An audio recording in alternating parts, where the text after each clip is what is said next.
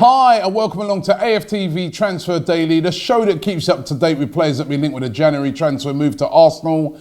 And all the news again today is all about Alexis Sanchez, as we knew it would be.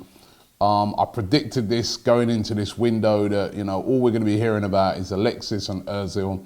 They are two massive players, and with their deals not being sorted out, it was inevitable that they were going to be linked with every team around. But what's happened over the past few days has taken it to another level with, you know, Manchester City and Manchester United both in the bidding for this player. Now, there's reports today that Manchester City are not prepared to go up to the £35 million asking price that Arsenal are looking for, and are actually saying, you know what, we're prepared to miss out on Alexis if necessary. You know what I mean? If Alexis doesn't come for the 20 million or doesn't come at the end of the season, then, you know, if we don't get Alexis Sanchez, then we'll move on to the next target and so be it. Which would then open the door for Manchester United. Manchester United apparently are prepared to go big, you know, maybe willing to go up to £30 million. Jose Mourinho yesterday in his press conference said that, you know, Alexis is a great player, phenomenal player, he said, and, you know, he made it pretty clear and pretty obvious that he'd be willing to, you know, put the money in to buy Alexis Sanchez. Arsene Wenger didn't deny it in his press conference, so it's not rumours. This is something that could definitely happen. We're hearing that Alexis's agent is warming to the idea because he could get up to a £5 million up to £5 million for helping to sort the deal out. So there is a strong possibility when you hear that news today that he could end up at Manchester United, which puts a whole different dimension on things and gets Arsenal fans very, very angry. I mean, going to Manchester City is bad enough, but, you know, we don't have the history of rivalry as what we do with Manchester United. We didn't lose Van Persie, even though we've lost a lot of players to City over the years. We didn't lose, say, the Van Persie one was the high-profile one that we lost to Manchester United. And then to lose our star player again to Manchester United, Jose Mourinho as well, he'll go down like a lead balloon with all Arsenal fans. And I'm sure the board know that, but they don't have much power in this situation. The owner of the club is probably saying, Stan Kroenke over there in America is probably saying, listen, get the money. What's the point in letting somebody walk away for free in a few months' time? Just get the money. Because when you think about it, I was saying this to somebody yesterday. The window closes at the end of January, right? The football season finishes for Arsenal this year on May the 14th, I think it is, right? So effectively, January, February, March, April, May, second week in May. Three and a half months you keep the player for, or you cash in. That's what Stan Kroenke is going to be thinking. So there's a strong possibility that he could go to Manchester United, and oh my God, would that go down like a lead balloon. His preferred destination, of course, is Manchester City.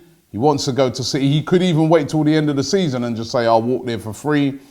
Or, you know, but if it's only going to be 20 million, Arsenal might say, well, no, we're not selling him. And then he could then decide to go to Manchester United. I don't need to get into it all again. I said it all yesterday. We're an utter mess, utter disgrace. I was on the Man United channel, United Stand last night, and, you know, I just felt so bad talking about the whole situation. I feel embarrassed, you know, because it's not you can't defend what's gone on at Arsenal. I don't know how the people who run Arsenal can sit and look into the eye of the fans and say they're running this club well at the moment. I don't know how they can do it. They reckon they are when you go to the AGMs and that, but honestly, they, you know, give an honest appraisal, you know, if they're themselves and this is being run well. Come on, it's ridiculous. Now, what I thought I'd focus on today is some of the players that could replace Alexis Sanchez. If he goes, as I said, if he goes to Manchester United, there's going to be absolute outrage from the fans. The board need to be prepared for that. So they can't just let him go and there's no replacement coming in, because that will make it even more horrific. And I remember when Van Persie left, they just rushed out and went and panic buyed left, right and centre. They've done this many times, but this time they better think about what they're doing, because this backlash will be the backlash of all backlashes, trust me. Now, I thought I'd look at some of the players that could come in. First of all, let's start with Henrik Mkhitaryan. There's been a lot of talk that Mkhitaryan could be part of the deal, that Manchester United might give us Mkhitaryan and money for Alexis Sanchez. Mkhitaryan's a good player. Indeed, when he went to United, there was a lot of people that thought Arsenal should try and get him. But whilst he's similar in a way in the positions and that he can play to an Alexis, he's just nowhere near the type of player that Alexis Sanchez is. He's a creative player, he's a skillful player, but he doesn't score enough goals. He's not clinical enough. He just would not be the type of player that Arsenal fans would be happy with replacing Alexis Sanchez. There's Julian Draxler. Now, this very interestingly, a friend of mine, Turkish, who we interview sometimes on the show, he saw Draxler on a train yesterday. Draxler was going back to France, I think, after going to the NBA game. He said that he asked Draxler about, have you spoken, why you come to Arsenal? Draxler said to him that he's actually spoken to Wenger. Sounded like he just, over on this trip.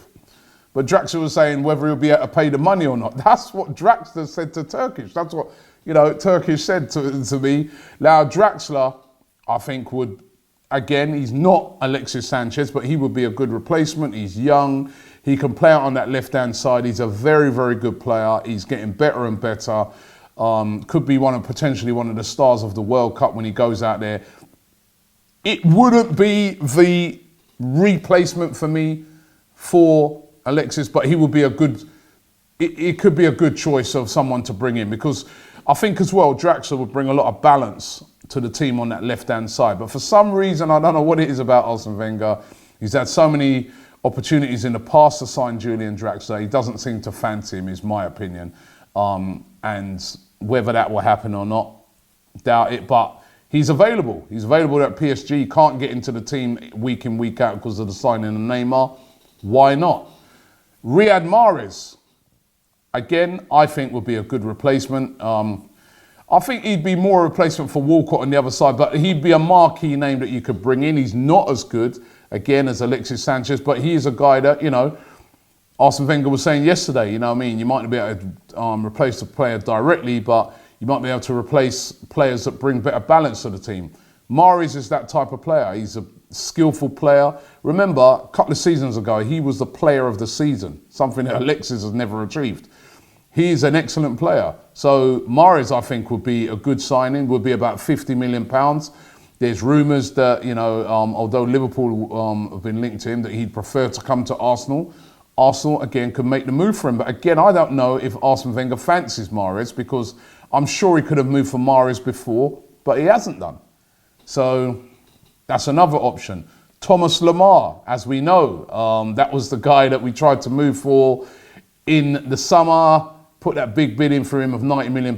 It didn't happen. He stayed at Monaco. Alexis stayed at Arsenal. But Thomas Lemar, again, one of the up-and-coming players in Europe that everybody's talking about. He's not an Alexis for me, though. He doesn't score the goal. See, that's the thing. Alexis scores a lot of goals. He's our top goal scorer at the moment.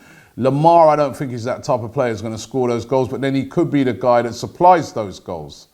There's Nabil Fekir at Lyon, another guy that, I think is an excellent player. I've spoken to people over in France about him, and they all say that this guy's a brilliant player. He formed a brilliant partnership before with Lacazette when they were both at Lyon.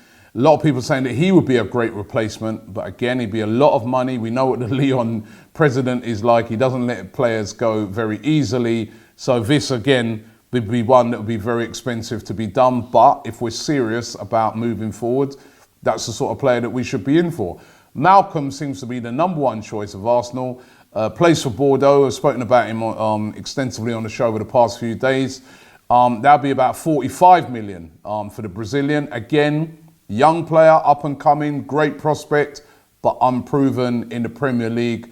Will he be the sort of player to be able to step into a very experienced player's shoes in Alexis Sanchez. And what about this one? Anthony Martial. Now, this one, I was reading in the Daily Star where they said that Arsenal may demand Anthony Martial in exchange for Alexis in this deal. Now, I think it's highly unlikely that Manchester United would let Martial go. They might have done it at the start of the season because he seemed to be really out of favour, but I doubt that they'd let Martial go as part of this deal. But what if Arsenal said, well, you know what? We want Martial. And, you know, that's the only way this could happen. Again, he's not Alexis Sanchez, but he's the sort of player that, you know, I think he's a very underrated player. I think if he was playing in Arsenal's team, he'd be more effective than what he is at Manchester United because he'd be more of a main man.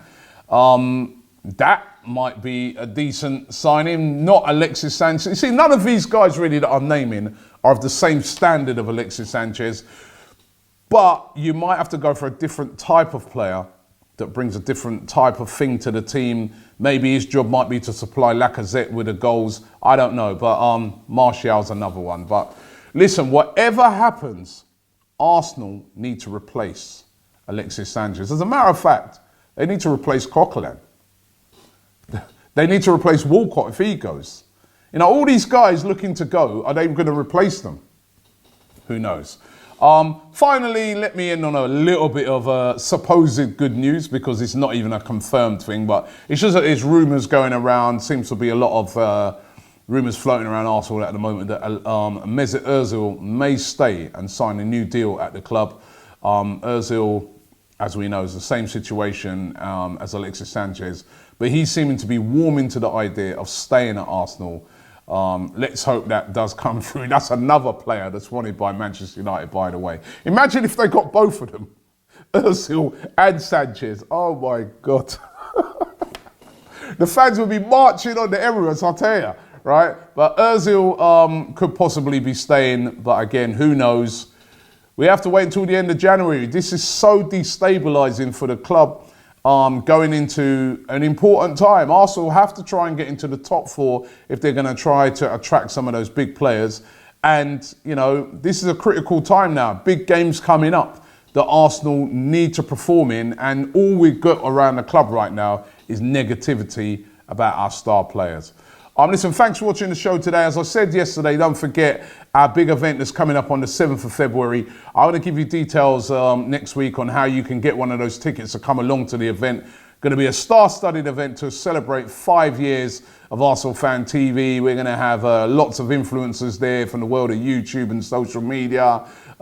Sporting celebs are going to be there. We're going to be filming it live. It's going to be a massive event. It's happening at YouTube headquarters, so it's going to be huge. But I'll give you some more details on how you guys can get to come along to that. It's a limited number that we can invite, unfortunately. I'd love to have all of you guys there. But it's a limited number, but I'll give you details on how you could be one of those people coming along with us on the night. Thanks for watching the show, and we'll be back tomorrow. Subscribe to ArsenalFanTV.